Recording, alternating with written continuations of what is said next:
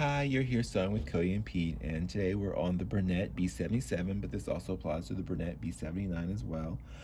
So right now we are working with a overlock stitch, kind of like what, and the look with an overlock stitch is very similar to what we do with an overlock or a serger. Is basically we can sew knits. It's an excellent stitch, an excellent foot to sew knits, but also it's excellent for finishing off the raw edge of a seam to prevent it from fraying. Now, it's not as fancy and sophisticated as using an overlocker like a serger, but it definitely can get the job done, especially if you don't have an overlocker or a serger, if it's something like a one-time thing or few and far between. So one of the things we want to talk about, so one of the stitches you do with a overlock foot is an overlock stitch. And so for the bernette, it's stitch number 3. And we'll see it changes and tells us to use foot DI, DI being the overlock stitch foot. And it's a D version, so you want to make sure you use that dual feed, have that engaged. So we can see it has a guide, so it helps us, we ride our fabric right against that guide. And it has this little piece in the back that the stitches are created on, and they slide off the back, but that little guide back there, a little finger, what it does, it prevents the stitch tension from pulling in our fabric. So it allows our fabric to stay nice and flat, which is very important when working with an overlock stitch.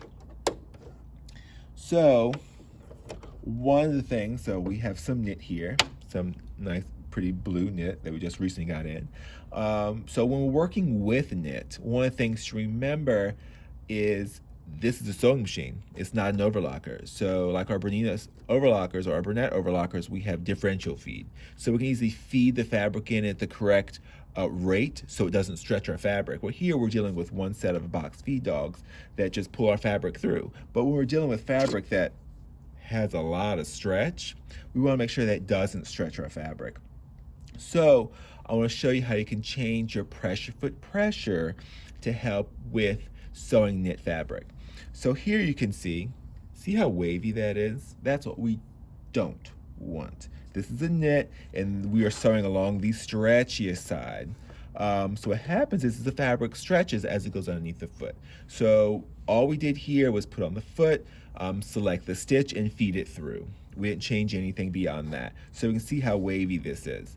And when we're working with super stretchy fabric like this on a sewing machine, it's going to be difficult. It is going to be difficult to get it as flat as we would love, or as flat as we could get it on an overlocker or with regular cotton fabric. But there's a lot of things there's something we can do to really help that.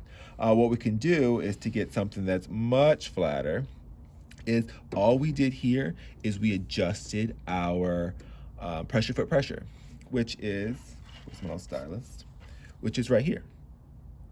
So right here it's at the 40, which is the default, but what we did here is we dropped it all the way down, just about as far as we could go. And then we fed it through, and you can see between the two the difference that it makes. So sewing knits, one of the biggest challenges is the stretchiness of it, and it just moves and pulls and it changes size. But by changing a pressure foot pressure really helps when you're sewing knits on a sewing machine. Otherwise, it's super easy, just using that particular stitch, stitch 3, and using your overlock foot. You would just guide the edge of your fabric right along that guide and just start stitching. And you can see you get a nice, pretty seam. And we're using red thread, and you can't see it. And that's how it's supposed to be. So this is one of the stitches you can use to actually sew knits together. But the same stitch you can use on cotton fabric to just finish off the seams. I do that a lot with my samples because they get passed around in classes. And they're nothing fancy, but keep them from fraying and keeping them in the best shape possible for over the years and over the classes. All right, well, hopefully that helps using foot number DI, our overlock stitch foot, and using our overlock stitch, stitch number 3 on knits. All right. Happy sewing!